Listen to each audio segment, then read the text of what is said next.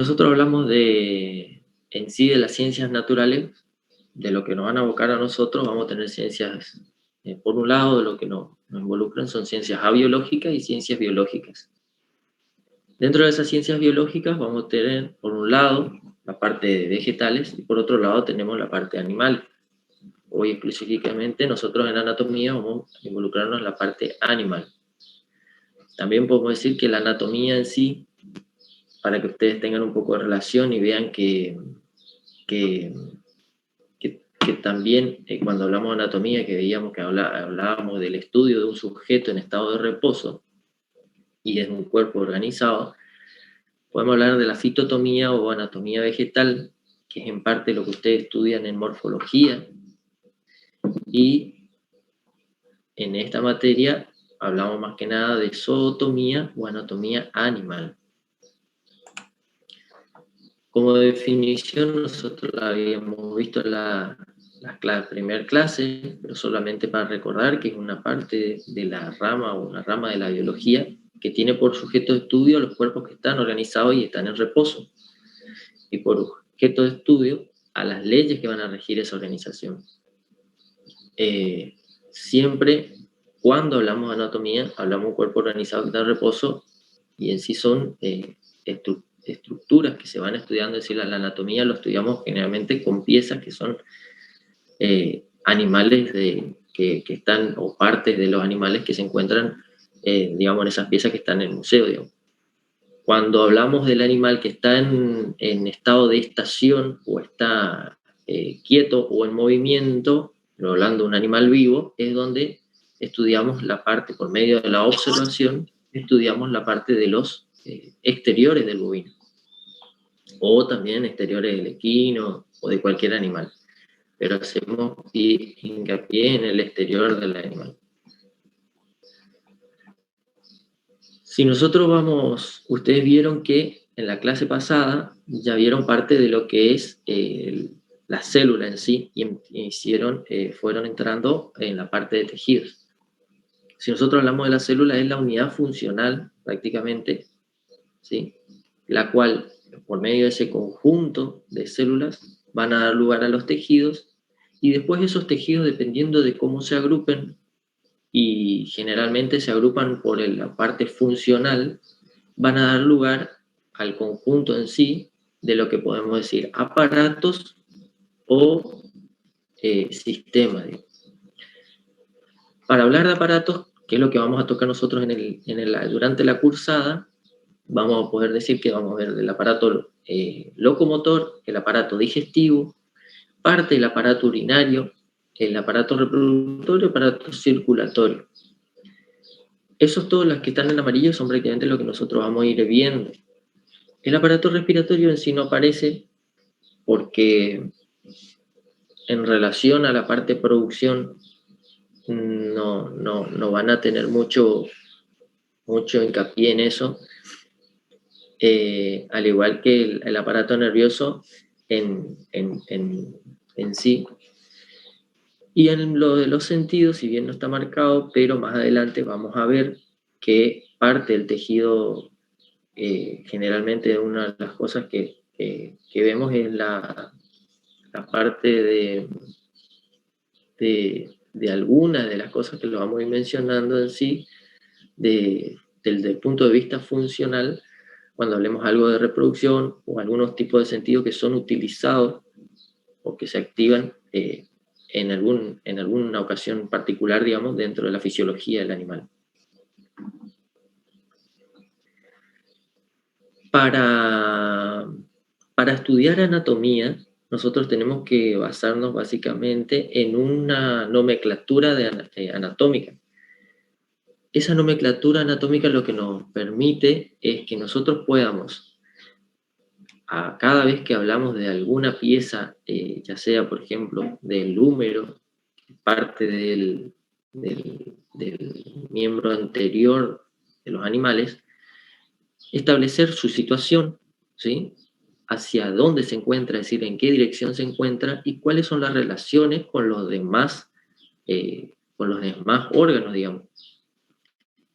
Es así que nosotros, para hablar de nomenclatura anatómica, vamos a tener por un lado los planos, distintos planos que nos van a establecer, o también pueden denominarse cortes, ¿sí? Que van a dar lugar a la formación de estos planos, digamos. Entonces nosotros vamos a tener, por un lado, el plano longitudinal medio, que como su nombre lo dice y lo indica, es aquel que divide al animal, ¿sí? Al medio, ¿sí? Sobre, digamos, prácticamente en la línea media de lo que es el cráneo y toda la columna vertebral. ¿Qué nos permite esto? Establecer dos partes iguales, ¿sí? Que podemos hablar que son las partes de todas las que se desplazan hacia afuera, estarían constituidos por una cara lateral, digamos. A su vez, de esta manera podemos decir también que con respecto al plano medio o al plano longitudinal medio, vamos a poder ver que tenemos huesos que son pares y huesos que son impares. Los huesos que son pares, ¿sí? Como el caso en este caso, podemos ver que son aquellos que están en los miembros anteriores, en los miembros posteriores, ¿sí? Donde nosotros son dos huesos que son similares y se encuentran a ambos lados, ¿no es cierto? Cuando hablamos de un hueso impar, es aquel que, en el caso de la columna vertebral, por ejemplo, lo dividimos al medio y nos van a dar dos partes iguales. Aquellos huesos pares, si nosotros los dividimos al medio, no nos van a dar dos partes iguales o simétricas, ¿sí? En cambio, a una vértebra la partimos al medio y ambos lados son iguales o son simétricos. Después vamos a tener otro plano que se establece mediante un corte, que es el corte frontal, ¿sí? ¿Qué nos va a dar? Nos va a dar un plano dorsal y un plano ventral. El plano dorsal va a ser aquel plano que se encuentra en relación con el dorso del animal, ¿sí? Generalmente nosotros, nuestro dorso en sí, se encuentra, decimos, nuestra parte, el dorso correspondería a todo lo que es la parte de la columna, los omóplatos, la columna vertebral. Entonces, cuando miramos en el animal, todo lo que es dorsal va a tener relación hacia arriba con la columna vertebral o con el dorso. Todo lo que mira hacia abajo va a tener relación con el esternón, ¿sí? Con el abdomen, en realidad con el vientre, por eso también hablamos de ventral, ¿sí? Entonces yo puedo decir, si yo me ubico acá en esta posición, o en la posición media, o en cualquier parte, digamos, de uno de los miembros, yo puedo decir que dentro del radio, puedo decir que se encuentra en proximal hacia dorsal, ¿sí? Después vamos a ver que proximal o distal, cuáles son los términos de proximal y distal. Hacia dorsal se encuentra el húmero, ¿sí? O hacia arriba, y hacia ventral se encuentra el carpo, que son la unión, digamos ahí, que después vamos a ver que en el exterior se denomina rodilla. ¿Está? Otro de los cortes es el corte transversal. Este corte transversal, el corte transversal, si bien está ubicado acá, todo lo que va a mirar hacia adelante va a ser craneal y todo lo que va a mirar hacia atrás va a ser caudal, ¿sí? Ahora, este corte, si bien está ubicado acá, como el corte frontal está acá, va a depender de dónde yo realice el corte y de qué órgano en sí yo estoy hablando para establecer su situación, su dirección y su relación con los otros órganos. También tenemos un corte acá, este corte transversal, pero si este corte transversal, que es el mismo, digamos, lo hacemos a nivel del cráneo, todo lo que mira hacia adelante y hacia el rostro en sí del animal va a ser rostral y todo lo que mira hacia atrás va a ser caudal. ¿Estamos hasta ahí, chicos? ¿Con los planos? ¿Queda claro? ¿O lo volvemos a explicar? Este es importante porque es muy importante que lo entiendan. Si lo escucharon alguna vez, me gustaría que me digan. Y si no, que si quedó bien entendido, porque todo lo que seguiremos hablando después, vamos a ir estableciendo esas relaciones y teniendo en cuenta eso. ¿Cuáles son los distintos planos? Vamos a decir que se encuentra hacia caudal o se encuentra hacia craneal, se encuentra hacia dorsal o se encuentra hacia ventral. Cuando hablamos la descripción de los distintos, ya sea en el exterior o en algún órgano en particular, cuando hablemos del aparato digestivo. Sí, profe, se entendió bien. ¿Está?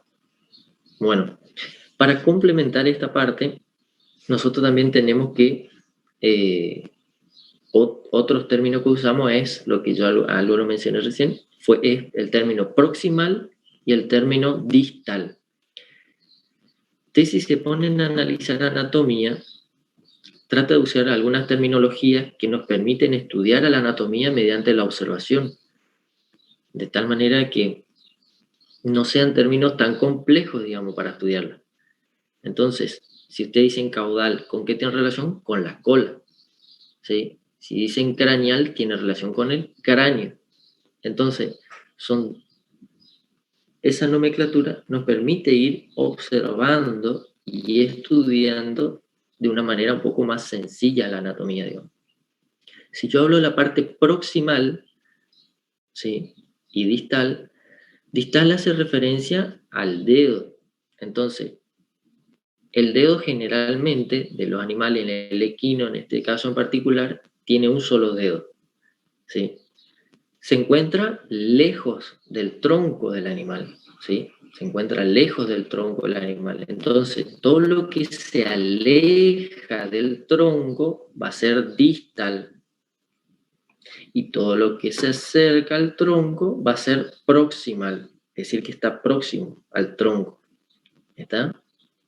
Entonces yo puedo decir que el tarso se encuentra en distal de la tibia y en proximal del fémur.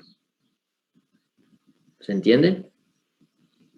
Cuando hablo de la pierna, en sí, la región de la pierna, tiene como base ósea a la tibia y a la fíbula en sí, que es un hueso un poco más chiquito.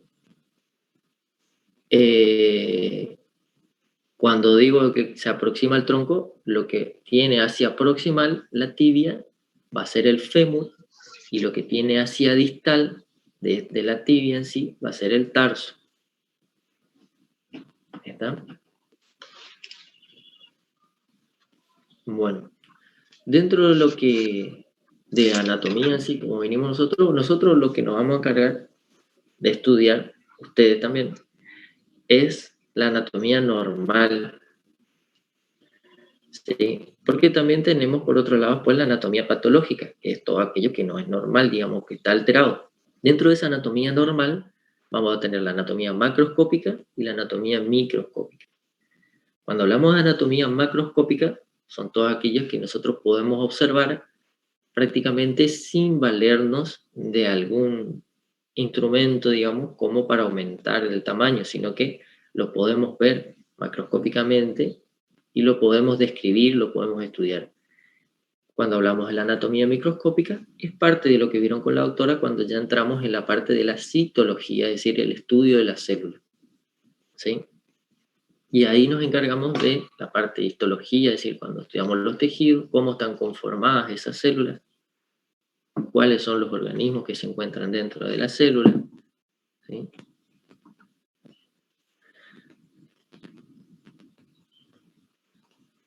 Y es así que después, en el aparato locomotor, nosotros vamos a tener los distintos sistemas. ¿Sí? Fíjense que hoy, cuando hablamos del conjunto de células que conforman los tejidos en sí, en esa organización celular, van a conformar los tejidos y después van a dar lugar a la formación de los aparatos o sistemas. Una de las cosas que yo le dije que por ahí pueden, creo que en la primera clase también lo hablamos, que se pueden llegar a diferenciar es que yo hable de aparato o que hable de sistema. Generalmente cuando hablo de aparato, es aquel que está conformado por distintos órganos, ¿sí? ¿Sí? Hablo de distintos órganos porque en sí son un conjunto de órganos que generalmente tienen una estructura distinta, pero se unen para llevar a cabo una misma función, o una función similar o complementar una función, ¿sí? Entonces hablo de aparato. Ahora hablo de sistema cuando en su conformación todos los tejidos que lo constituyen tienen un mismo origen, ¿sí? O son iguales prácticamente. Y así hablábamos que el sistema, dentro de eso, los más grandes que tenemos, el sistema nervioso, que está constituido prácticamente todo por células nerviosas. No hay otra célula otras células más, digamos, que no sea nerviosa. ¿Se entiende? Entonces, en ese caso, yo también puedo decir que el aparato locomotor, ¿sí? Aparato, va a estar conformado por distintos órganos, que pueden ser de tejido de distintas características, ¿sí? Distintos tipos de células. Pero cuando hablo que uno de ese aparato locomotor puede estar conformado por el sistema óseo, ¿sí? Por un lado, por el sistema articular por el otro y por el sistema muscular por el otro, ¿sí? Cuando hablo del sistema óseo, básicamente, ¿por qué? Porque está conformado por un mismo tipo celular. Si hablo del sistema articular, no voy a tener células óseas y no voy a tener osteoblastos en el sistema articular y tampoco en el sistema muscular, sino que en el sistema muscular voy a tener fibras musculares que van a constituir esa célula.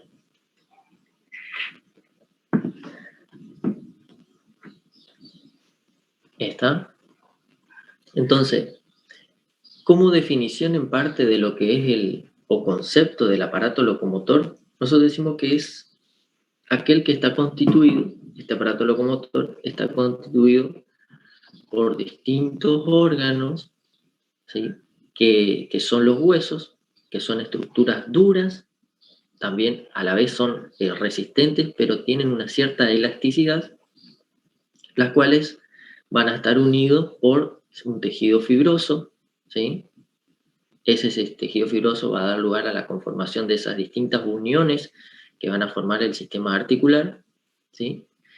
Y a su vez se van a mover, ¿sí? Esas articulaciones gracias a un sistema muscular.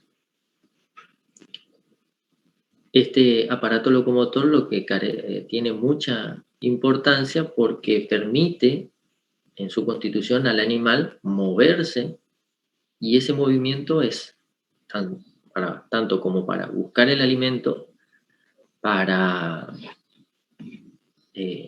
reproducirse, y también en algunas ocasiones, como los animales que prácticamente estudiamos en esta etapa, son animales presa para huir de su predador. ¿Está? Ahora, cuando vemos que hay alguna alteración de este sistema o este aparato locomotor, va a repercutir directamente sobre otras cuestiones que nosotros también las podemos observar. Si un animal tiene comprometido parte de su aparato locomotor, vamos a ver que una de las cosas es que empieza a decaer, digamos, su condición corporal, su sistema nutricional. Lo vemos que el animal empieza a estar cada vez más flaco, pero básicamente todo está relacionado. ¿Por qué? Porque el animal no puede desplazarse correctamente para conseguir su alimento. ¿Está? Es así que en algunos casos se hacen tantos tratamientos de pata, o que vemos un animal que tiene un problema de pata o no se puede desplazar, es aquel animal que empieza a disminuir básicamente su estado nutricional, y eso va a repercutir después, en primer lugar, si estamos hablando de un ganado de cría en sí, va a repercutir en su sistema de reproducción, porque el animal va a tratar de, en lo posible, mantenerse con lo mínimo que tiene, y después se va a dar el lujo de reproducir. Y todo eso nos va a traer aparejado a nosotros un déficit de eficiencia en el sistema, ¿sí? Todo ocasionado por una falla, en el caso de este que estamos hablando, del aparato locomotor. Después vamos a hablar de que también, cuando hablamos de reproducción, es muy importante cuando evaluamos los toros, por ejemplo, y decimos que un toro, si bien lo evaluamos toda la parte reproductiva y dentro del exterior, nos concentramos en el tren posterior básicamente del toro, porque es donde tiene que, aparte de que tiene que caminar y desplazarse armónicamente y bien, debe en el momento del salto, debe sostener prácticamente el 70% de su peso sobre esos miembros posteriores.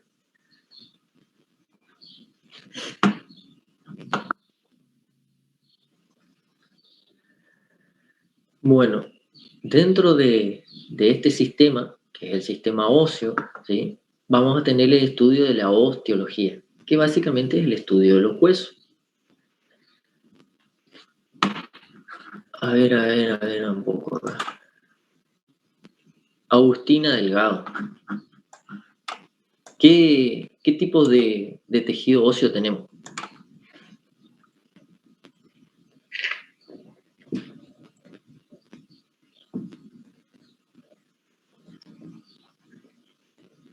No está Agustina. No sabe, no contesta.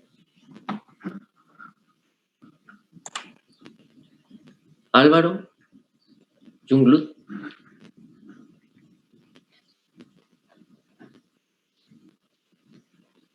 Tampoco.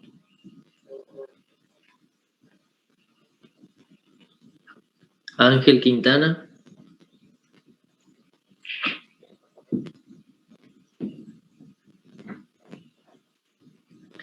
Tampoco se encuentra, están ausente entonces. Profe, tipos de tejido, dijo. ¿Quién está hablando? Sequeira, tipos de tejido, dijo, profe. Claro, dentro del tejido óseo, ustedes vieron la clase pasada con la doctora, distintos tipos de tejido óseo. Profe, ¿puede ser tejido óseo compacto y tejido óseo esponjoso? ¿Quién está hablando ahí? Habló Sequeira, Lucas y... ¿Quién dijo la última?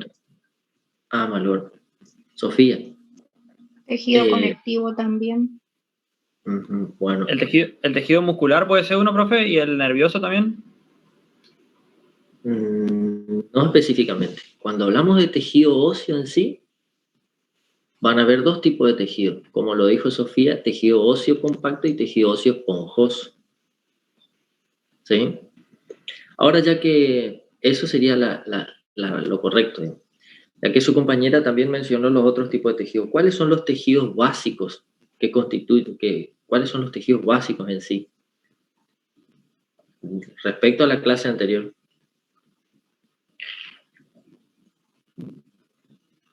Para ver si nos orientamos un poquitito.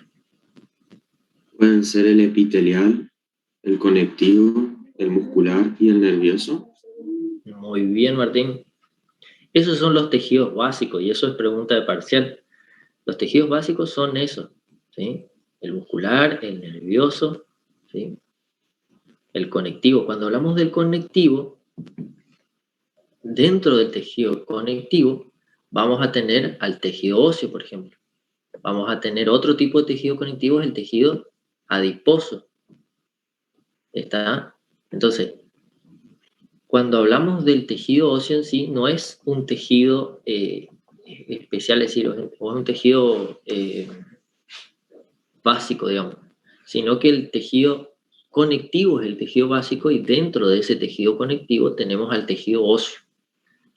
A su vez, dentro de ese tejido óseo vamos a tener el tejido óseo compacto y al óseo esponjoso.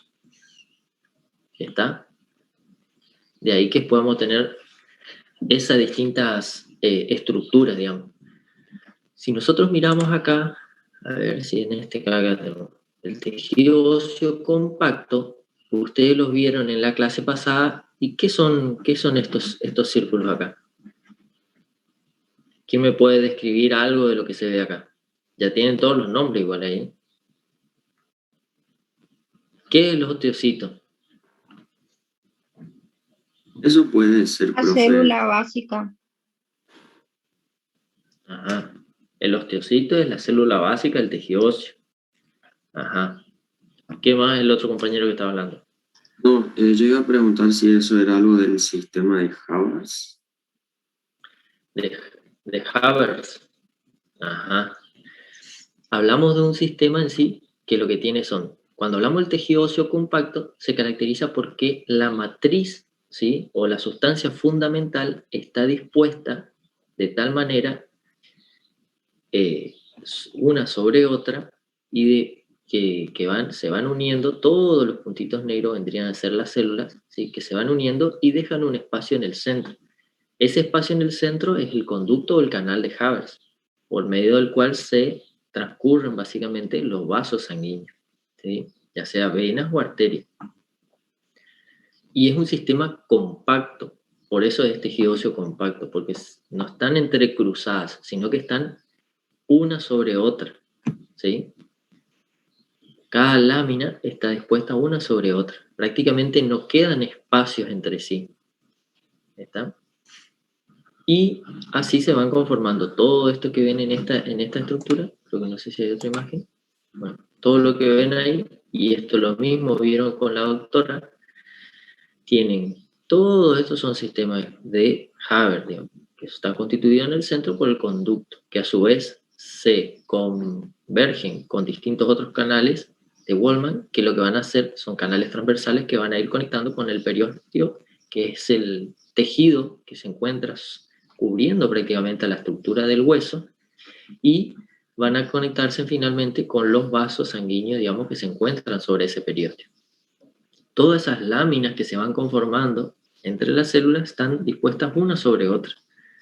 Ahora, cuando hablamos del tejido óseo esponjoso, cambia la relación porque básicamente se dice que son láminas que están entrecruzadas entre sí, dejando espacios en el centro como tipos, como celdas, que a su vez esas celdas en el estado fresco, acá nosotros, esto no es un estado fresco, sino esto es una pieza anatómica, en el estado fresco va a estar constituido por, va a estar ocupado por qué en el estado fresco. El que comió sopa alguna vez, seguramente me vas a decir.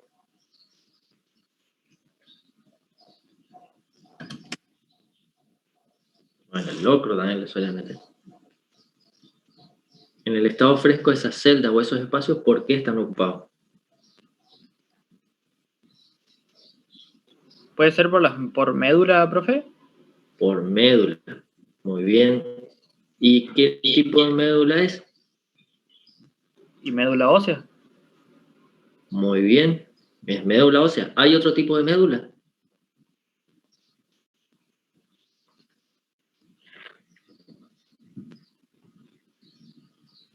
La espinal puede ser, profe. Médula espinal, muy bien. Pero esa médula espinal se va a encontrar en un canal espinal, que lo vamos a ver después cuando estudiemos la columna vertebral, ¿sí? Y que es parte de albergar al sistema nervioso. Profe, ¿pero la médula espinal no sigue siendo médula ósea? No, no es médula ósea. Bien. Ahora lo vamos a ver con detalle. La médula espinal es aquella que parte o que está constituyendo lo que es el sistema nervioso, ¿sí? Esa médula espinal parte del cerebro y se dirige por un canal espinal a través de la columna vertebral hasta la cola, y en su camino va liberando distintas terminales nerviosas, pues son distintos nervios que van a inervar, ¿sí? A inervar los distintos órganos para darle el estímulo correspondiente, ya sea tanto enviar señales como para recibir señales, que son los distintos estímulos nerviosos. Cuando hablamos de la médula ósea, como lo vieron con la profesora de la clase anterior, esa médula ósea es un tejido que se encuentra en esta cavidad. Nosotros, si miramos acá, fíjense la disposición, creo que lo habrán visto, esta es la disposición que tiene el tejido en sí, las células, cómo se disponen en un tejido óseo esponjoso, muy distinto de cómo se dispone en un tejido óseo compacto. ¿Está? Entonces, esa médula ósea va a estar dispuesta en estos espacios, en esta célula, y a su vez acá, nosotros si cortamos el hueso más abajo, esto es un hueso largo, solo que está cortado un poco más arriba. Por la cabeza acá es un húmero. Lo cortamos más abajo de manera transversal, vamos a ver un canal, y ese es el canal medular, ¿sí? Que es lo que popularmente ustedes lo conocen como el caracú, que es la médula ósea.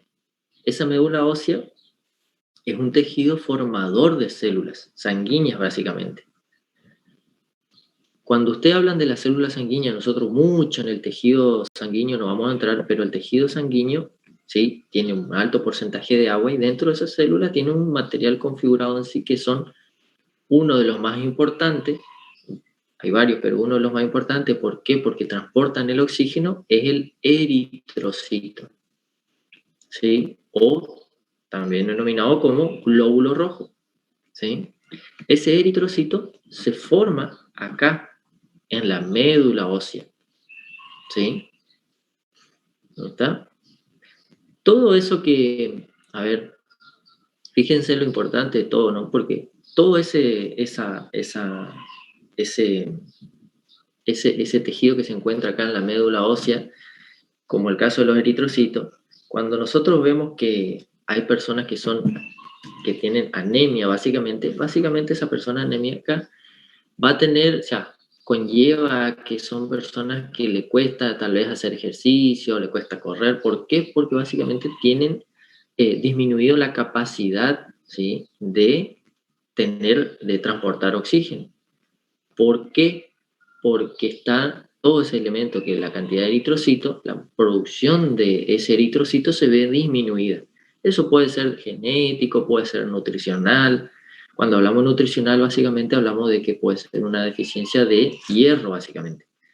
Que el hierro influye mucho sobre la formación de ese eritrocito de esa célula. Entonces hay muchos tratamientos que básicamente se basan en suplementación de hierro, por ejemplo.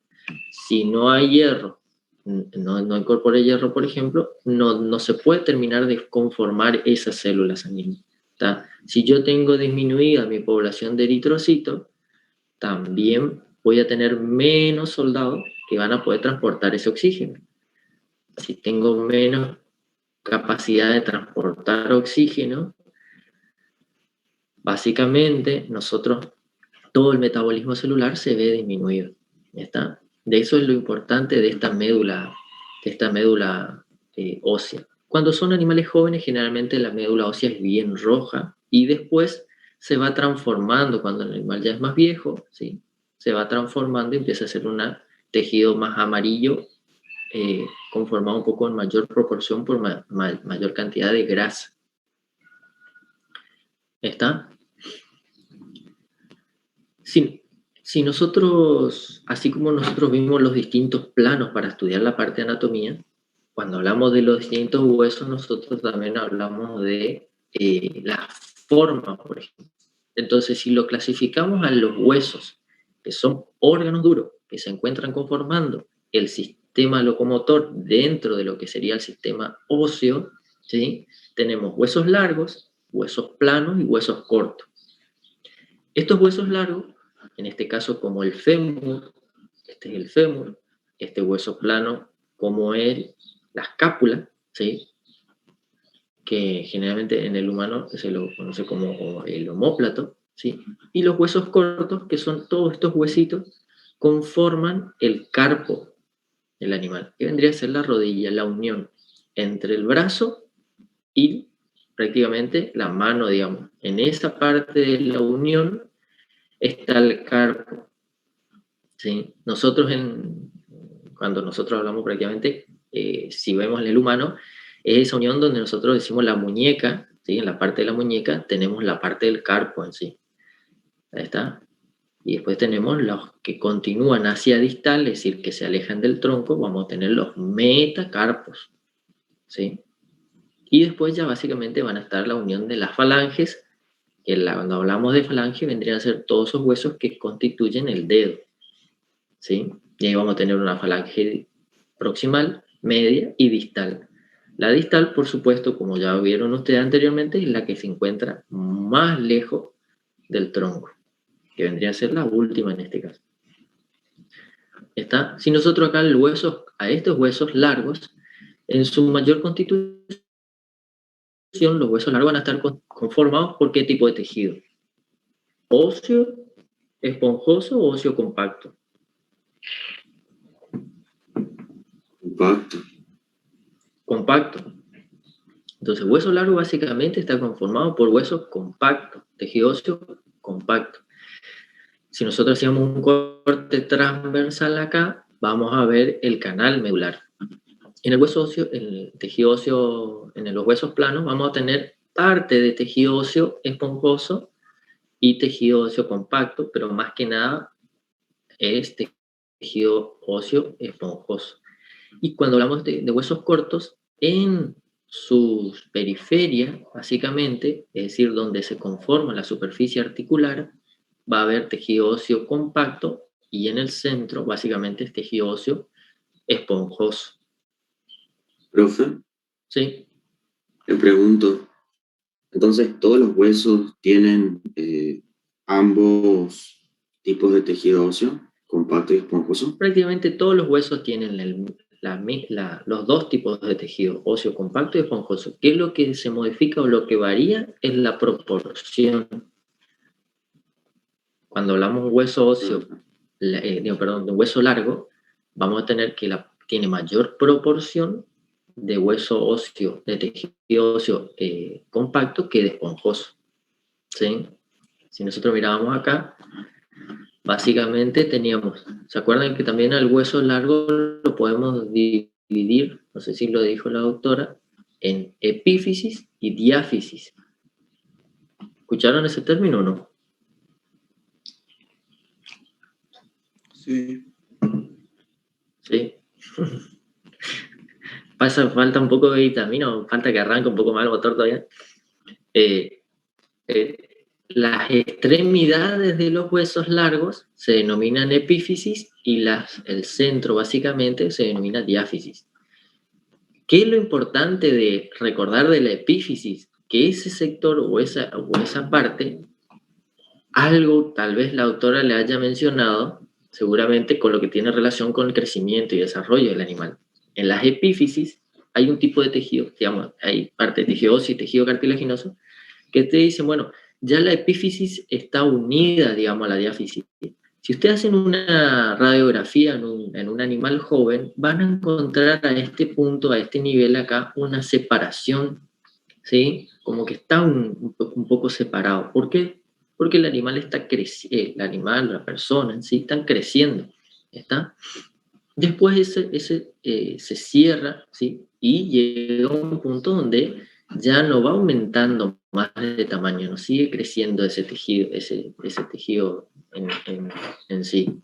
Esta es donde se cierra esa parte de la epífisis. Después, en base a su situación, que algo lo habíamos visto hoy cuando hablábamos de los planos, vamos a tener huesos que son pares, ¿sí? O asimétricos, y huesos impares que son simétricos. Que ahí es lo que nosotros hablamos. Los huesos pares, ¿por qué? Porque se encuentran a ambos lados de la columna vertebral. La escápula tenemos del lado derecho y del lado izquierdo. Pero si yo a la escápula la corto en cualquier lado que la corte, ¿sí? Va a ser cada pieza o cada parte va a ser asimétrica con la otra. Si al hueso impar, en este caso es una vértebra de la columna vertebral, ¿sí? La parto al medio, ¿sí? O la parto así, en un corte longitudinal o en un corte transversal, ¿sí?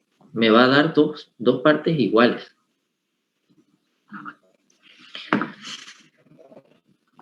¿Vamos hasta ahí? Cuando hablamos del esqueleto del bovino en particular, esta es una pieza anatómica que se encuentra ahí en el museo.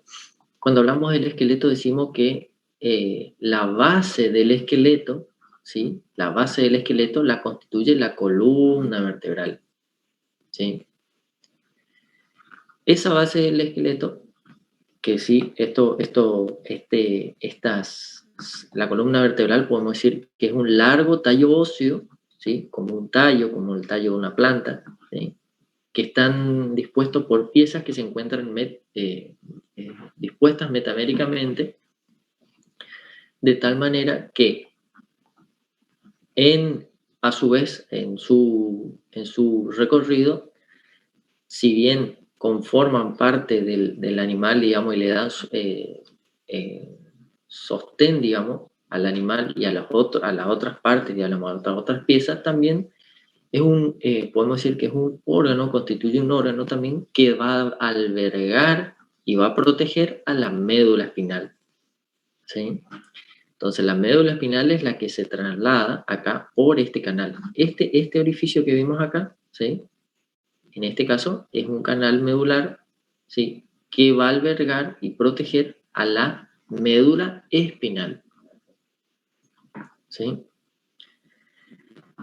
Acá lo podemos ver bien. Fíjense que un corte de unas vértebras, vamos a tener el canal medular y básicamente tiene en parte tejido óseo compacto, ¿sí? Pero en su mayor proporción es tejido óseo esponjoso, ¿sí?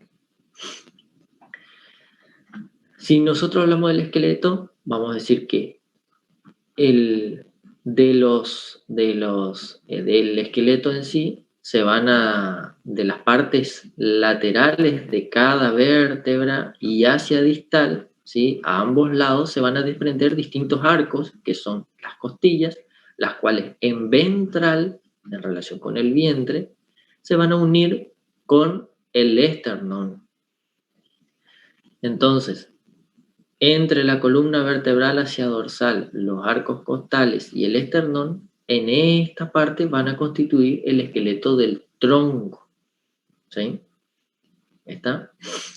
Que si nosotros lo vemos acá, en esta clasificación, vamos a tener que ese esqueleto va a ser el axial. Es decir, el esqueleto axial va a ser aquel que está conformado por la columna vertebral, hacia craneal por la cabeza, ¿sí? Hacia caudal con la cola, las costillas y el esternón, ¿sí? Todo eso conforma el esqueleto axial, ¿sí? Ahora, el esqueleto apendicular va a ser aquel que va a estar conformado por aquellos apéndices que se desprenden. Hacia la parte craneal van a estar ambos miembros anteriores o torácicos, porque tienen relación con el tórax, ¿sí? Entonces nosotros al miembro anterior también lo denominamos miembro torácico. ¿Por qué? Porque está en relación con el tórax. Y otro miembro que es parte del tejido óseo que vemos acá, que es apendicular, es el miembro posterior, ¿sí? También miembro caudal, pero más que nada se lo habla de miembro posterior o miembro pelviano. ¿Por qué? Porque está en relación con la pelvis, ¿sí? ¿Está? Entonces este es el miembro posterior o miembro pelviano y este es el miembro anterior o torácico porque tiene relación con el tórax en este caso y este porque tiene relación con la pelvis, ¿sí? Acá vemos que tenemos, después vamos a verlo en el exterior, pero esta es la escápula, que es la base ósea de la espalda, ¿sí? Acá tenemos el húmero, que es la base ósea del brazo, ¿sí? Después tenemos el radio y el cúbito, que van a ser la relación. En el caso cúbito decimos más que nada, pero en el humano, pero en el bovino generalmente hablamos de radio y unla, ¿sí? Que es la base ósea, o son la base ósea del antebrazo. Después tenemos acá la unión del carpo, que va a dar en sí de aquí hasta abajo, digamos, hacia distal, vamos a tener lo que son los huesos que constituyen la mano. ¿Está? Y acá tenemos el metacarpo y las falanges, que van a estar constituidos por los dedos. En el caso del bovino son 2 falanges. En el caso del equino hablamos de una falange.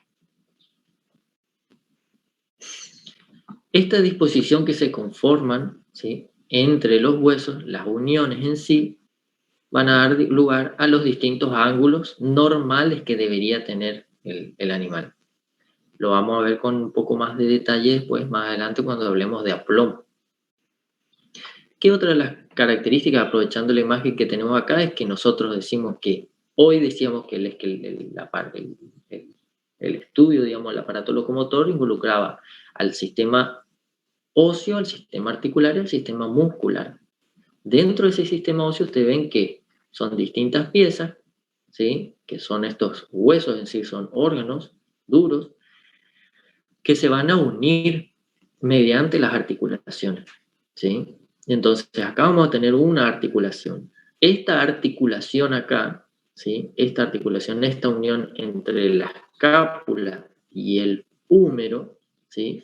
Se denomina unión escápulo-humeral. ¿Se dan cuenta cómo la anatomía en sí va haciendo lo que veíamos hoy, que era esa, mediante la observación, esa relación entre las distintas situaciones y direcciones en que se encuentran esos órganos? Y esa articulación, a su vez, en el exterior, si nosotros miramos al exterior del bovino después, vamos a ver que da lugar a la región del encuentro, ¿sí? Dentro del esqueleto, del estudio del esqueleto, algo muy importante que le va a interesar a ustedes y que es importante que lo sepan también, es las distintas cavidades que se conforman, ¿sí? Y cómo son sus límites. Por un lado vamos a tener la cavidad craneana, ¿sí? Que la cavidad craneana acá no la vemos bien, pero es la que alberga prácticamente al cerebro, el encéfalo en sí, ¿sí? Todo lo que se encuentra acá, que se encuentra cubriendo y dando protección a ese sistema nervioso, o parte de ese sistema nervioso, ¿sí? Entonces tenemos la cavidad craneana. Después vamos a tener la cavidad torácica. Esta cavidad torácica va a estar limitada dorsalmente por la columna vertebral, ventralmente por el esternón y los músculos del vientre, ¿sí? Que son los abdominales oblicuos y la línea alba, tejido fibroso, y lateralmente va a estar limitado por las costillas. ¿Está? Todas las costillas. Entonces ahí nosotros nos podemos, ya con lo que veníamos hablando, establecer los límites dorsales, ventrales y laterales. Hacia craneal va a delimitar, acá no lo vamos a ver ahora, pero no se ve, pero hay una pieza que en sí es un músculo que limita a la cavidad torácica con la cavidad abdominal. Entonces, la cavidad abdominal, que hace referencia a los órganos que se encuentran dentro del abdomen, antes de eso esta cavidad torácica va a dar protección a órganos importantes también. En este caso va a ser, por un lado, los pulmones, por otro lado, otro de los órganos importantes, el corazón, que se va a encontrar a esta altura, básicamente. También parte del aparato digestivo. ¿Por qué? Porque vamos a ver que del aparato digestivo, después de la boca, vamos a tener parte de la faringe, el esófago que corre por la parte del cuello, ingresa al tórax, pasa al tórax ese esófago, y hay una pequeña porción que nosotros vamos a decir que es una porción abdominal, pero es muy chiquita, que es la que atraviesa el diafragma y se une prácticamente con el cardias. Después ya vamos a ir viendo en aparato digestivo, cuando veamos, vamos a decir que tiene el esófago una porción cervical. ¿Por qué? Porque tiene relación con las vértebras cervicales, una porción torácica y una porción abdominal. Cuando hablamos de la cavidad abdominal, es aquella que se encuentra albergando prácticamente a la mayor parte de los tejidos y órganos del aparato digestivo. Hacia craneal va a limitar con el diafragma, que divide de la cavidad torácica. Hacia ventral se divide con los músculos del vientre, músculos oblicuos, básicamente. hacia dorsal con la columna vertebral y hacia caudal con la cavidad pelviana. ¿Sí? No hay un límite acá entre la cavidad pelviana y la cavidad abdominal, no hay un límite bien marcado como sí lo hay acá en la cavidad torácica con la cavidad abdominal. El diafragma que se encuentra acá recubriendo, que es lo que ustedes conocen como la entraña dentro de los cortes comerciales, digamos, ¿sí? Ese es ese músculo que se encuentra dividiendo la cavidad torácica de la cavidad abdominal. En el caso de esta cavidad pelviana no hay una separación así muscular, digamos, sino que básicamente lo conforman la unión de los dos huesos coxales, ¿sí? Que van a delimitar en sí la cavidad pelviana, donde básicamente se van a encontrar albergados parte del aparato urinario y reproductivo, y bueno, y en el caso de la última parte del aparato digestivo que conforma la parte del recto, básicamente. ¿Está? Sin entrar mucho en detalle, el sistema articular, que decíamos que son las uniones de esas piezas duras, ¿sí? Vamos a hablar de distintas articulaciones. Esas articulaciones básicamente van a estar conformadas por ligamentos y otra de las cosas por cápsulas articulares. Nosotros vamos a tener cápsulas articulares que son de tejido fibroso, ¿sí? Que se encuentran insertadas, es decir, que se encuentran unidas en la parte distal de cada uno de los huesos, ¿sí? Y dentro de esa cápsula vamos a tener lo que es algo muy importante, que es el líquido sinovial. Si nosotros, no sé si ustedes tuvieron física, ¿no es cierto? Si ven en física, ¿qué les hace pensar cuando hablamos de la relación entre los huesos, las partes duras, las articulaciones y los músculos? ¿Les hace pensar en algo o no? Relacionado con física. El movimiento. El movimiento. Y dentro de eso, ¿qué partes se veían involucradas?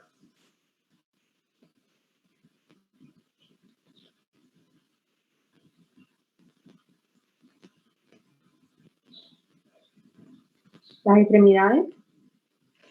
Las extremidades. Uh-huh. Dentro de las extremidades, ¿cómo sería ahí?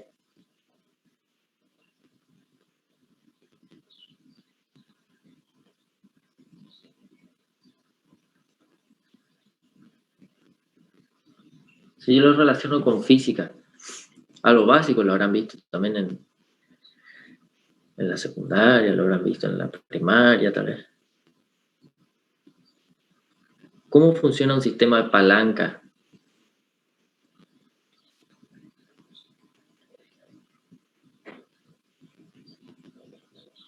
Mediante esfuerzos y resistencia. Uh-huh. ¿Cuáles son las tres partes que se encuentran constituidas de esa palanca? ¿Cómo está conformada? Potencia, apoyo y resistencia. Muy bien. Entonces va a tener una potencia, va a tener un punto de apoyo, ¿sí? Y una resistencia. ¿Está? Entonces, prácticamente ese punto de apoyo es esa articulación, ¿sí?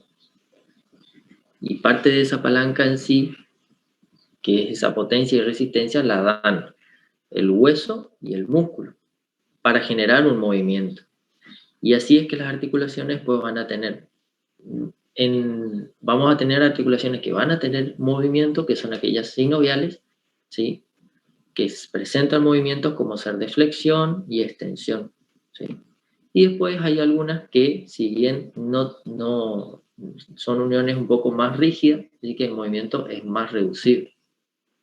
Pero básicamente si lo relacionamos, vamos a tener con eso, con la parte física, todo ese punto de apoyo va a estar expresado por la articulación, ¿sí? Vemos que dentro de eso, dentro de esa parte, vamos a tener un cartílago. Ustedes algo lo habrán visto dentro de la conformación de ese cartílago. Y acá se ve bien cómo todo esto que se ve en negro, básicamente, ¿sí? Es el líquido sinovial, ¿sí? Que va a estar aquí, digamos, va a estar inmerso en esta parte, cubriendo y amortiguando los movimientos, al igual que los cartílagos que se encuentran en la extremidad de los huesos. En los extremos, ¿sí?, vamos a tener a las cápsulas articulares, ¿sí?, que da sostén y unión y forma parte de la unión de esta articulación, ¿sí? Otras partes donde teníamos cartílago, ustedes lo vieron, pueden ser en el pabellón auricular, ¿sí?, en la nariz. Y cuando hablamos del sistema muscular, ¿qué tipos de tejidos musculares vieron ustedes que conforman el esqueleto, digamos, el cuerpo?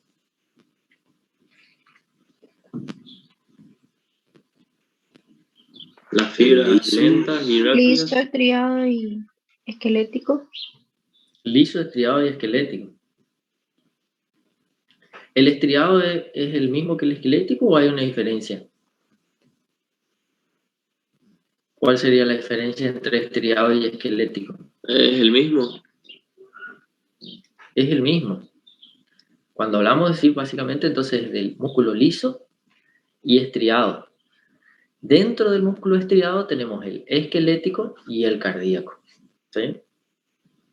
Como ven acá, el músculo liso se encuentra básicamente en todo lo que es el aparato digestivo o en todos los órganos, ¿sí? Y el músculo estriado se encuentra en el corazón, ¿sí? Y en el caso del músculo cardíaco, estriado esquelético, cardíaco, perdón, y el estriado esquelético que se encuentra uniendo, ¿sí?, o dando unión a todo lo que es el esqueleto del animal. ¿Está? ¿Qué varía básicamente? Es de las características que presenta tanto el punto de vista celular, de cómo está conformada la célula en sí, qué características tiene, y una de las cosas que prácticamente es importante diferenciarla entre el esquelético y el liso, o el estriado y el liso, es que el liso se caracteriza por ser, a ver, ¿cuál eran una de las diferencias básicamente que notábamos ahí, aparte de que tenía el núcleo ubicado en distintas porciones? ¿Cuáles eran una de las características que le mencionó la profesora? La disposición de las células. Y la contracción. ¿La qué? La contracción. ¿Cómo es la contracción? La disposición de las células genera una contracción involuntaria. Eso por un lado. O sea, no es la disposición, sino el sistema de inervación es distinto de lo que es el sistema esquelético, el músculo esquelético y el liso. El liso decimos que es autónomo, es decir, que nos lo controlamos nosotros, ¿sí? Y en caso del esquelético es voluntario. Yo decido si muevo la mano, cierro, abro, o lo que sea, ¿está? Uno es voluntario, el otro es involuntario. Pero eso es el sistema de inervación. Ahora, dentro de la característica que dijo el compañero ahí, de la contracción en sí, ¿cuál es la diferencia?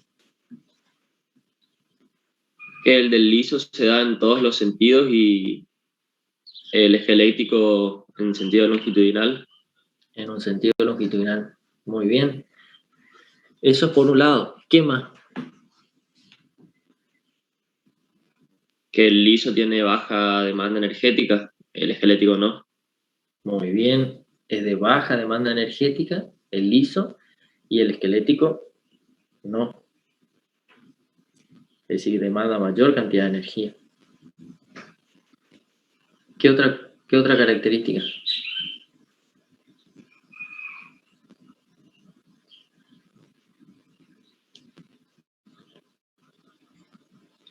Hay una de las características que es importante, y que eso es porque nosotros, digamos, prácticamente no lo controlamos, y que es importante saberlo porque está relacionado con la función de todo el aparato digestivo. ¿Por qué el aparato digestivo? Porque todo el aparato digestivo básicamente se encuentra conformado dentro de lo que hablamos, la parte muscular, por musculatura de tipo lisa. Así como dijo el compañero que la musculatura lisa es de bajo consumo de energía, la contracción es sostenida en el tiempo, es más duradera en el tiempo. Y aparte de que es una contracción que se da en todos los sentidos, otra de las cosas es que es un músculo que no se fatiga. ¿Está? Entonces, yo no puedo decir, generalmente hay tiempos que se dan dentro de la digestión que yo no la controlo. Una vez que ustedes ingieren el alimento, ¿sí? El organismo en sí, ustedes no piensan en que en el esófago se vaya moviendo para que desplace el movimiento, con su movimiento desplace ese bolo alimenticio hasta el estómago. Ustedes no están pensando, no es un movimiento voluntario. No están diciendo, no, que quede en la mitad, que vaya más. No, es un movimiento involuntario. Una vez que ingieren, ¿sí? Una vez que ingieren el alimento, después el resto se encarga prácticamente el sistema digestivo de desplazar ese bolo alimenticio hacia los distintos órganos donde en cada uno se va a dar parte del proceso de digestión. Una parte vamos a tener el proceso de digestión y otra parte el proceso de digestión y absorción. Entonces, es importante que esa contracción sea lenta. ¿Por qué? Porque le da tiempo, ¿sí? Le tiene que dar tiempo para que el alimento tome contacto con las enzimas, que podamos ver con las enzimas que van liberando las distintas glándulas, para que se produzca el proceso de digestión. Por eso es una contracción lenta y duradera, ¿sí? Si el músculo liso se fatigara, sería algo malo, por decirlo. ¿Por qué? Porque si se fatiga, prácticamente decir que el músculo se canse, va a llegar un punto en que se va a ver alterada esa digestión. Una vez que empieza el proceso de digestión, no hay nada que lo detenga en sí. ¿Está? ¿Qué puede pasar? Cuando hay un proceso de digestión, ustedes bien saben, generalmente, después que comen ustedes, ¿qué es lo que les pasa? A la media hora, a la hora. Sueño. Le da sueño. ¿Sí? Entonces, es por eso que muchos seguramente cuando se levantan temprano, si bien el desayuno tiene que ser algo muy importante, algunos dicen, no, tras que me cuesta levantarme, si desayuno mucho, me va a dar sueño y después no voy a poder escuchar la clase de anatomía o voy a estar durmiendo mientras el profesor habla, o no voy a poder concentrarme para leer, o para estudiar, o lo que sea. ¿Por qué? Porque generalmente después de esa comida o de ingerir el alimento, le da sueño, ¿sí? Después del mediodía ustedes comen y le da sueño. Eso básicamente se ve porque el organismo en sí se prepara para la digestión. Entonces, todas las otras cosas para él son secundarias. ¿Está? ¿Sí? Entonces, una de las cosas que se da es que todo el sistema de irrigación, ¿sí? Aumenta la irrigación en ese momento, es decir, hay mucha irrigación, así los vasos llegan, pero es como que aumenta la circulación sanguínea en ese lugar específico, ya sea en los intestinos, en el estómago, ¿para qué? Para llevar todos aquellos, ya sea la absorción de los nutrientes y desplazar los nutrientes, como para llevar todos aquellos factores que van a ayudar a la digestión. Entonces, no es que los otros tejidos dejan de estar irrigados totalmente, pero la irrigación importante está en el aparato digestivo, en todo lo que es el aparato digestivo, ¿sí? Y las otras cosas son secundarias. Por eso básicamente se da esa parte que nos agarra, aparte de sueño, que después de comer, digamos, ¿sí?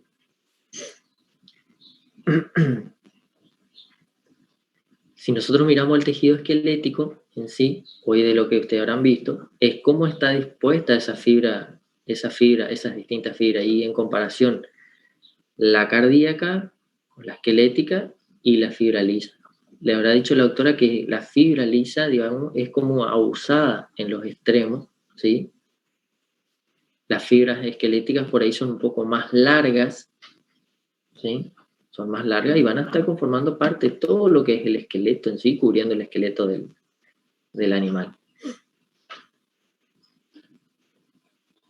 Acá, si nosotros vemos en esta pieza anatómica, una de las características es que podemos ver distintos tipos de tejido. Esta pieza fresca en sí, lo que tenemos acá en dorsal es la columna vertebral. Estos son parte de las costillas que fueron diseccionadas, se las sacaron las costillas acá, y podemos ver fíjense que nosotros hoy mirábamos el tórax como que lo veíamos muy grande, ¿no? La cavidad torácica está acá. Este es el límite caudal de la cavidad torácica y este es el límite craneal. Acá tenemos el corazón, ¿sí? Tenemos el pulmón, tenemos esto es parte del sistema nervioso, es un nervio, ¿sí? Acá en dorsal, es decir, dorsal de lo que es la cavidad torácica, pero en ventral de la columna vertebral tenemos esto, este vaso grande que es la aorta, ¿sí? Que es uno de los vasos que sale del corazón y se dirige hacia caudal. En parte hay una bifurcación acá, se divide en caudal y hacia craneal, y lleva la sangre oxigenada, ¿sí?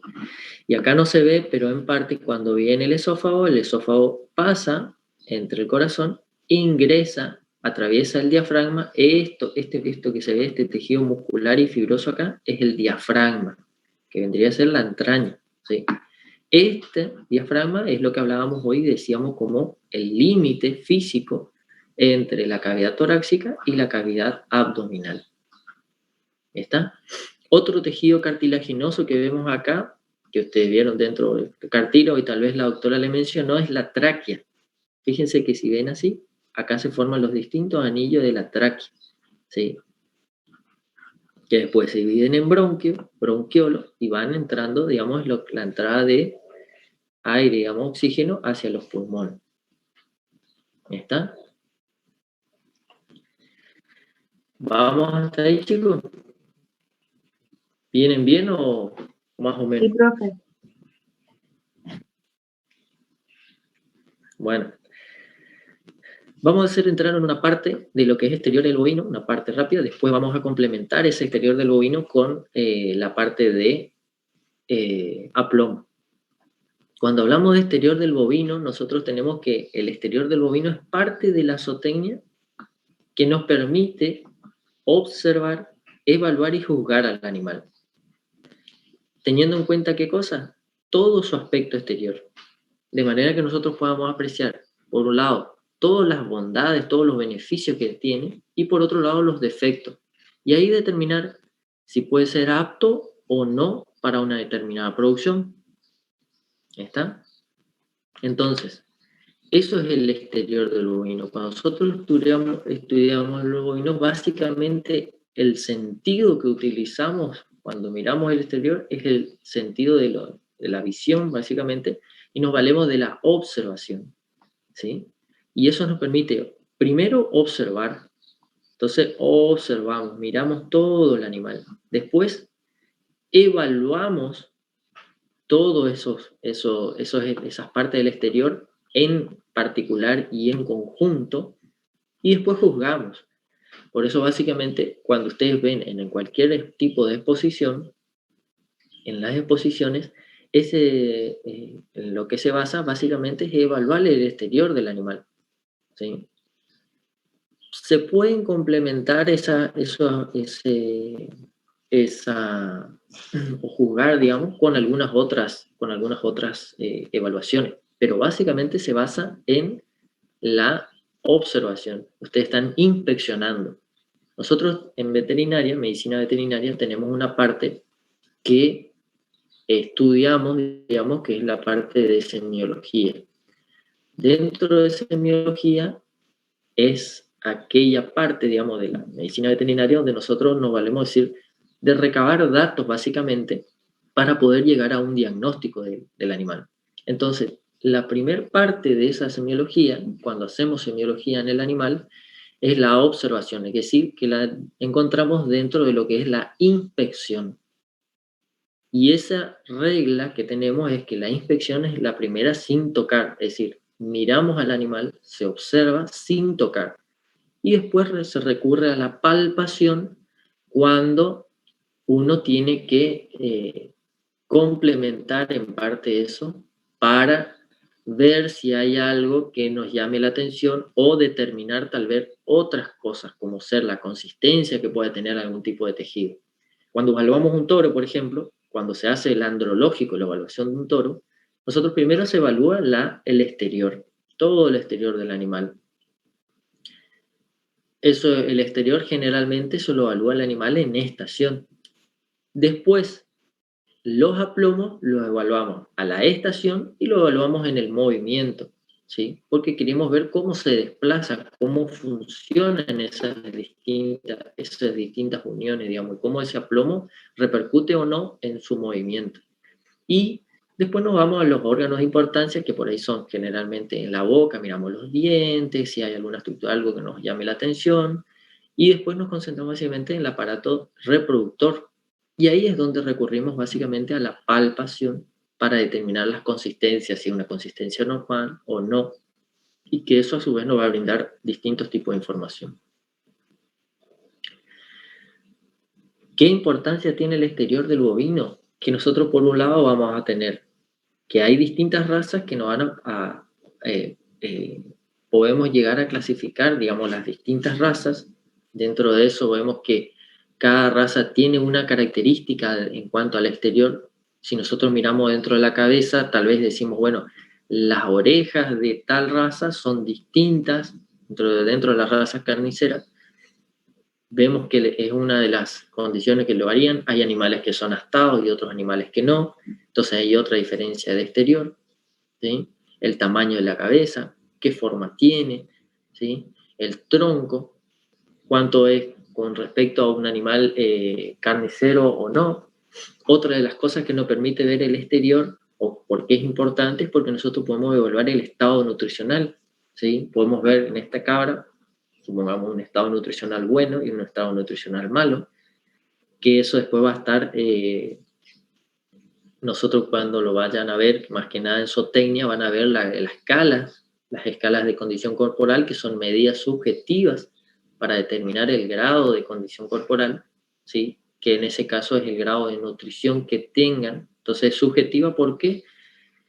Porque la estoy observando y me valgo de algunas características para determinar esa condición y decir, es una escala de condición del 1 al 9 y se encuentra en 1, 2, 3, 4, respecto a qué es lo que estoy observando. Y en ese análisis, a su vez, de esa escala, ¿qué tiene relación? Hacen una relación en la observación de lo que es el tejido óseo, el tejido muscular y el tejido adiposo. Es decir, qué tipo de relación existen entre esos tejidos para determinar algún tipo de condición corporal. Después tenemos los distintos aplomos. Nosotros, por medio de la evaluación del exterior, podemos ver qué tipo de aplomo, si es un aplomo correcto o no. Y acá es lo que les decía de la condición corporal. Es decir, hay una evaluación, ¿sí? Hay escalas del 1 al 5 que generalmente se utilizan en el ganado de leche y condición corporal del 1 al 9 que la utilizamos más que nada en el ganado de carne. ¿Qué relación hace? La relación entre el tejido óseo, el tejido muscular y el tejido adiposo. Cuando hablamos de bovino, básicamente se vale únicamente de la observación entre esas y se establece una relación entre esos tejidos, y cuando hablamos del ovino, es decir, de la oveja, nos valemos más que nada de la palpación, y la escala va del 1 al 5. A su vez, el estudio de los exteriores del bovino nos van a poder establecer los distintos biotipos, ¿sí? ¿Ustedes ven acá alguna diferencia entre estos animales?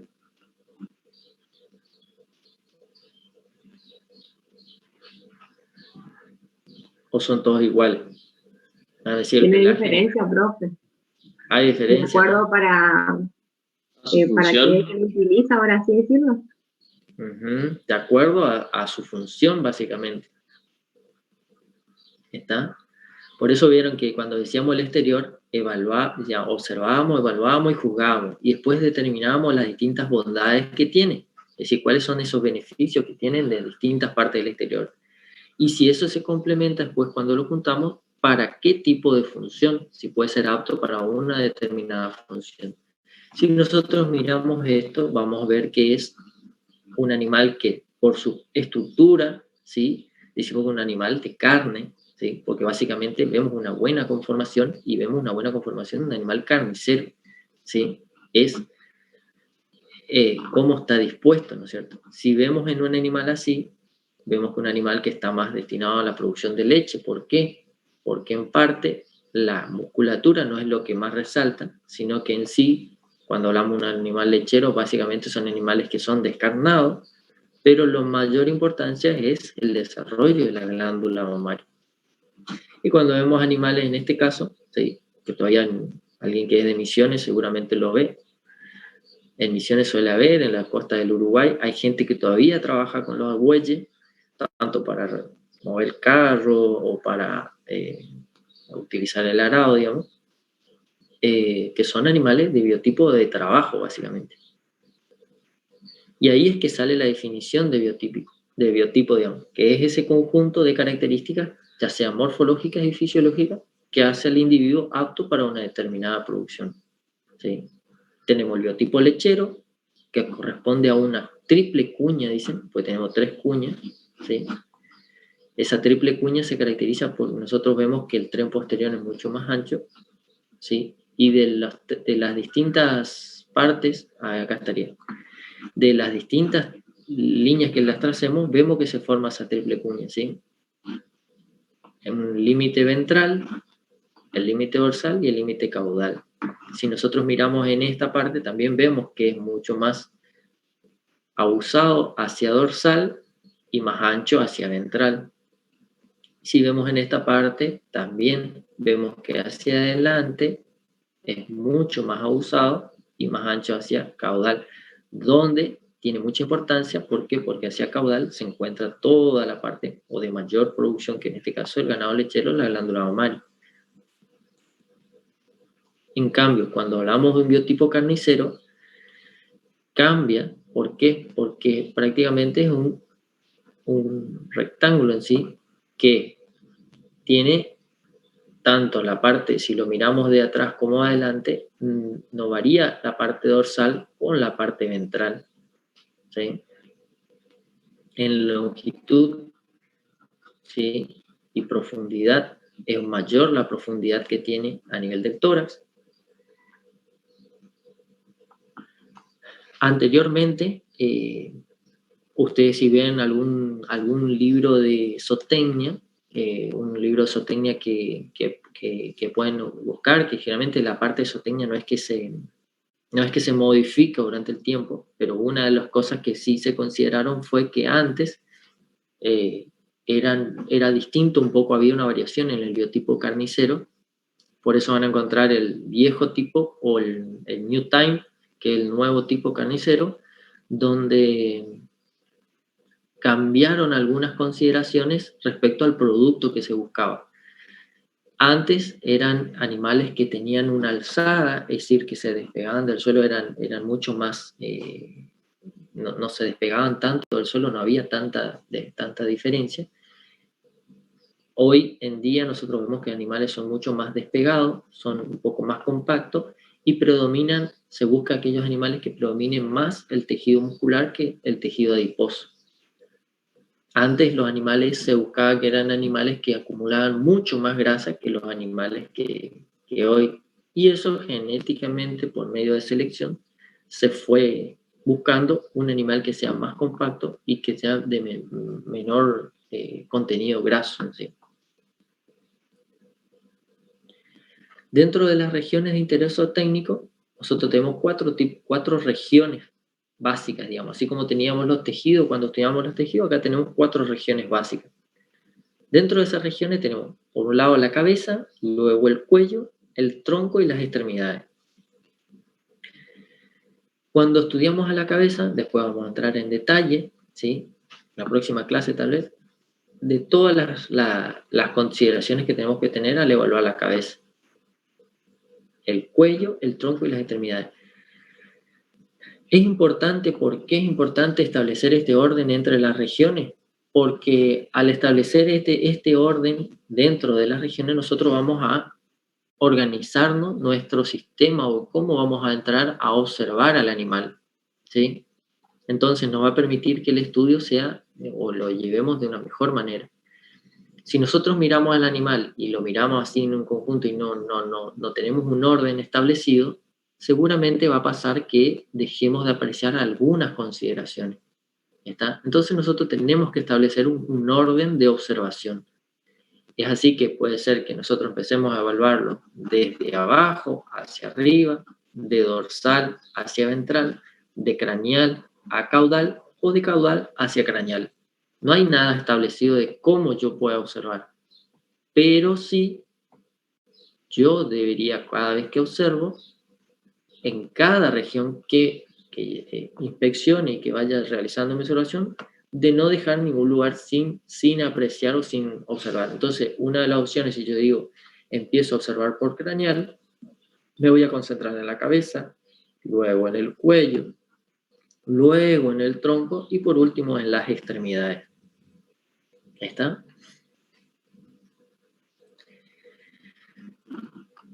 Complementando lo que hablábamos hoy de las distintas regiones que conforman en sí y su base ósea y sus articulaciones. Ustedes lo vieron que el esqueleto teníamos por un lado la base ósea, las articulaciones. Los músculos no entramos mucho en detalle, pero el cuello van a conformar por las vértebras cervicales. Y ahora que veo esto, hay una cosa que voy a volver porque es muy importante y no les mencioné que está acá. Y que tiene relación, y muchas veces en el parcial ustedes confunden las regiones de la columna vertebral con las regiones que hablamos del exterior del animal. Cuando hablamos de la columna vertebral, recuerden que yo le dije que es un largo tallo óseo, ¿sí? Que está dispuesto con distintas vértebras, ¿sí? Que están dispuestas metaméricamente una al lado de la otra. Cada una tiene, se establecen algunas diferencias. Y es así que tenemos las vértebras cervicales, ¿sí? Las vértebras torácicas que tienen relación con el tronco en sí y con el tórax, que también podemos denominar las vértebras dorsales, las vértebras lumbares, sacras y las coccigias que no están acá, que corresponderían a las vértebras que conforman la cola o el rabo. ¿Está? Entonces, si nosotros le preguntamos a usted cuáles son las regiones que conforman o que se divide la columna vertebral, ¿sí? Van a ser región cervical, región torácica o dorsal, región lumbar, sacra y coccigia o caudal. ¿Se entiende? Esas son las regiones en que se divide la columna vertebral. Por eso acá, cuando venimos en esta parte de exteriores del bovino, ¿sí? O de cualquier otro animal, lo que nosotros vemos y que no importa son las distintas vértebras, y vamos a ver que en relación con el cuello tenemos las vértebras cervicales. En relación con la cruz y prácticamente el dorso, cruz-dorso del animal, conforman las vértebras dorsales o torácicas. En relación con el lomo van a estar las vértebras lumbares. En relación con la grupa van a tener el sacro, que son en cuanto a la región de la columna vertebral, el sacro, y los coxales. ¿Está? Pero cuando hablo del exterior del bovino en su límite dorsal, ¿sí? En su límite dorsal, ¿sí? Lo que respecta al dorso, si yo digo cuáles son las regiones del tronco, va a ser la cruz, el dorso, el lomo. ¿Está? Y cruz, dorso, lomo y grupa. Ahora, si yo hablo de las regiones de la columna vertebral, va a ser la región cervical, ¿sí? La región dorsal o torácica, la región lumbar, la región sacra y la región coccigia. Quedó eso que tenía hoy para decirles ahí cuando hablábamos del esqueleto. ¿Pero quedó claro ahora?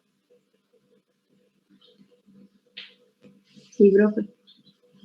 ¿Está? Porque hay partes que siempre se confunden ahí en esa parte. Entonces, si yo me voy al esqueleto del tronco, a estudiar el esqueleto del tronco, yo acá tengo al animal y tengo todas las regiones del animal. Pero si voy a estudiar el esqueleto del tronco, yo tengo que dividir el tronco acá y voy a tener un límite superior, límite inferior, ¿sí? Un límite craneal o hacia adelante, ¿no es cierto? Y un límite posterior o caudal.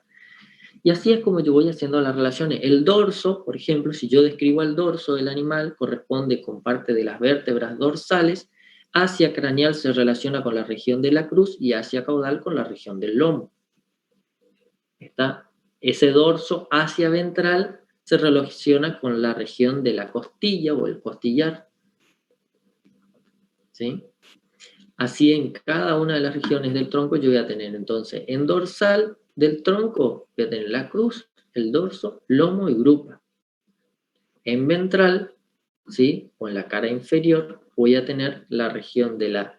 Si lo estudio de craneal hacia caudal, voy a tener la región de la cinchera, que es una parte que está establecida acá, donde recibe el nombre de cinchera porque generalmente en el equino, donde pasa la cincha que sostiene básicamente a la montura en sí el animal, pasa la cincha en esta parte, se denomina cinchera. Luego hacia caudal tenemos el vientre y después la región ya inguinal. Y si lo describo de los costados, de ambos lados laterales, voy a tener el costillar, el flanco vacío y la cadera. La cadera que vendría a ser esta región acá, que se ve del lado lateral, ¿sí? Que sería una de las extremidades o de la punta de cadera también del hueso coxal que está conformando la pelvis, ¿sí? Ahora, la espalda, si yo la veo de lateral, pero la espalda no es parte de las regiones del tronco, sino que ya es parte de la región del miembro anterior. Entonces, si yo miro al animal así y lo tengo que describir y tengo que describir el tronco, ¿sí? Voy a describir que el tronco se divide en un límite superior o dorsal, en un límite inferior o ventral, y tiene dos partes laterales. En el límite superior de craneal hacia caudal voy a tener la cruz, el dorso, el lomo y la grupa. Y en ventral voy a tener la cinchera, el vientre y la región inguinal, donde alberga en este caso a los testículos. El límite posterior voy a tener del tronco, el límite posterior del tronco, ¿sí? Voy a tener a esa parte que se continúa en la región caudal con la región inguinal, que dependiendo si sea o macho o hembra, va a estar delimitado. Vamos a tener hacia dorsal lo que es la parte final del aparato digestivo, la vulva y la región inguinal, ¿sí? O en el caso del macho, solamente la parte final del aparato digestivo y la región inguinal. Dentro de las extremidades, vamos a tener que, también la vamos a tener en la extremidad anterior, recuerdan que era parte de ese esqueleto, ¿sí? Apendicular, recuerdan que lo escribíamos dentro del esqueleto apendicular, teníamos el miembro anterior, ¿sí? O torácico, porque tenía relación con el tórax. De dorsal hacia ventral va a dividirse en distintas regiones, que es la región de la espalda, que tiene la base ósea, la escápula, ¿sí? Después tenemos al encuentro, que recuerden que es la unión, que es una articulación, que es la unión escápulo-humeral, ¿sí? Entonces la se denomina región del encuentro. Después tenemos el brazo como base ósea al húmero. Después tenemos la región del codo, ¿sí? Que va a estar entre esa unión entre el brazo y el antebrazo, ¿sí? La región del codo, el antebrazo, ¿sí? Y la rodilla. Si nosotros lo miramos acá en comparación con nosotros, con el humano, no sería, esta sería nuestra muñeca, ¿sí? ¿Sí? Pero generalmente el animal recibe el nombre de región de la rodilla. Si no nos comparamos con nosotros, estaríamos hablando del miembro posterior en la relación a la rodilla. Ahora, hay regiones que son particulares, es decir, esto es una región particular de este miembro anterior. Y después tenemos regiones que son comunes, que nosotros sí lo describimos, son la caña, el nudo, la cuartilla y el pie. Entonces vamos a tener la caña, ¿sí? Que esa caña en el miembro anterior, porque tiene relación con el carpo, ¿sí? Que son los huesos que constituyen la articulación del carpo y que es la región de la rodilla, a esta región, como tiene relación con el carpo hacia proximal, a la caña recibe el nombre de metacarpo, ¿sí? Y después tenemos el nudo, ¿sí? La cuartilla y el pie, que en sí son las tres falanges que conforman, la falange proximal, la falange media y la falange distal. Esas mismas regiones van a estar después en el miembro posterior. Por eso en el miembro posterior tenemos, o miembro pelviano, vamos a tener de proximal hacia distal, ¿sí? Vamos a tener, o de dorsal hacia ventral, vamos a tener la parte más dorsal, vamos a tener la descripción de la pelvis, después tenemos el muslo, que tiene esta dirección, que tiene como base ósea el fémur, ¿sí? La babilla, ¿sí? Que es la región de la articulación del fémur con la tibia y la fíbula. Y esta es la región que nosotros conocemos como la persona que le decía como la rodilla en sí. En el bovino o en los animales se denomina babilla. Luego tenemos la región de la pierna, que tiene base ósea la tibia y la fíbula. Y por último, el garrón, ¿sí? La región del garrón. De ahí hacia abajo vamos a tener, o hacia distal, vamos a tener las regiones comunes de los miembros. Vamos a tener la caña, el nudo, ¿sí? La cuartilla y la corona. Dentro de esa, la caña, en este caso, como tiene relación con el tarso es la base ósea, el tarso es la articulación del tarso, es la base ósea del garrón. Este tarso, como tiene relación con la caña, hablamos que en caudal la caña se denomina metatarso. Después tenemos la región del nudo, que es la articulación donde, al igual que el miembro anterior, es la unión entre el tarso o el metatarso con el pie, es decir, es la unión que se establece ahí entre el pie, el dedo, básicamente, ¿sí? En el miembro anterior veíamos el metacarpo, ¿sí? La región del nudo, que la unión es la articulación esa que divide a la mano prácticamente del dedo, es decir. Y acá tenemos la parte del pie, que en el bovino la parte más extrema o distal la denominamos pie. Dentro de eso, como bueno, acá básicamente están lo que veníamos hablando, la región, cuál es la base ósea y cuál es la articulación que conforma, si en el caso de que tenga o no base ósea. Nosotros no entramos mucho en detalle de todo lo que es la conformación del hueso en sí, cómo es, cuáles son los músculos que se encuentran rodeando a cada parte en particular. ¿Qué es lo que ustedes deberían por lo menos entender? Es que cuando hablamos de la región de la espalda, ¿sí? O la paleta, que es el corte comercial, vamos a ver que se denomina paleta, la base ósea es la escápula, ¿sí? Tiene como base ósea un hueso, ¿sí? Cuando hablamos de, por ejemplo, la región del encuentro, si yo le pregunto, ¿la región del encuentro tiene base ósea? Y en realidad no, porque el encuentro es una articulación, que es la articulación escápulo-humeral, ¿sí? En cambio el brazo sí tiene base ósea, que es el húmero. Tanto eso sí como para el miembro anterior como para el miembro posterior. ¿Está? ¿Alguna pregunta, chicos? Con esto estaríamos terminando parte de lo que vendría a ser el aparato locomotor y el exterior del oído. Después complementaremos, haremos un recordatorio en la próxima clase y seguramente seguiremos con la parte de aplomo.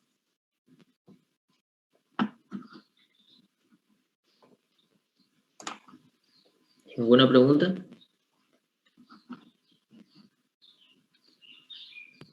No, profe, se entendió bien todo. Recording stopped. ¿Podría volver a la diapositiva anterior, profe? Por favor. Bueno, ahí comparto otra.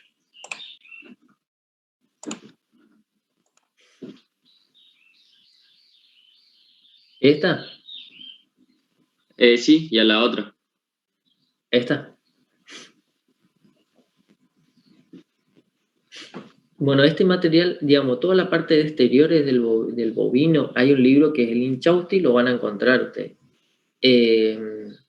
Parte también está, de esto está descrito todo el material, fíjense, durante esta semana, el material que está que le subí ayer en el aula, es un PDF, creo que tiene 15 o 16 páginas, donde van a encontrar lo que es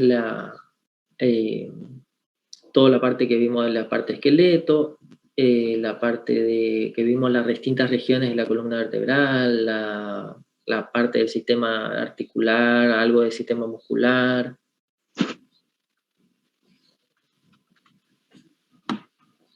No sé si estaba copiando el que me pidió o no, si ya vio esta parte. Sí, ya está, profe, gracias.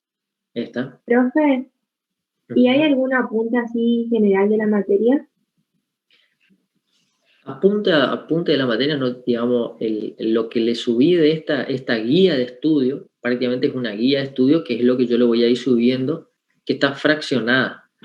Eso se encuentra, yo ya le subí la primera parte del módulo 1, está en el aula virtual. ¿Ah? Yo les recomiendo que lean a modo de ayuda para la semana que viene, posiblemente la semana que viene, como tengo que fijarme, pero seguramente es feriado. El año pasado nosotros entre que nos veníamos adaptando a la parte virtual, en anatomía no hicimos un receso, que creo que fue parte de un error mío también, pero con el objetivo era de adelantar, pero creo que deberíamos hacer digamos, tanto respetar los feriados como los recesos, porque ustedes también vienen cursando y vienen con otra materia y se vienen adaptando y necesitan aprovechar o para descansar o para o aprovechar el día para estudiar, o están preparando algún final tal vez, o para estudiar las materias que vienen cursando también. Entonces, si es posible que no tengamos clase el lunes que viene, que lo voy a avisar en el grupo, que seguramente creo que no va a haber clase, para el viernes o jueves de la semana que viene, les voy a compartir, ya veo si va a ser por el aula virtual o tal vez por un sistema de evaluación que les pase como en el chat, digamos, del grupo de WhatsApp, distintas preguntas que van a tener relación con estos primeros temas que venimos hablando, tanto el de la clase de la doctora como la clase de hoy. ¿Está? Entonces, el que quiere completa, yo generalmente no va a ser una nota como no va a ser un parcial, sino que van a ser distintas preguntas como para que ustedes vean en qué vienen bien y qué vienen mal, si tienen que reforzar tal vez alguna parte de lo que vienen estudiando. Y por supuesto la participación de ustedes en clase, la participación de ustedes cuando se les pregunta, la participación en los distintos, si hagamos distintos evaluaciones tipo parciales, así como en esto, pero digamos preguntas, así como para que ustedes vean que van a ser 5 o 10 preguntas tal vez,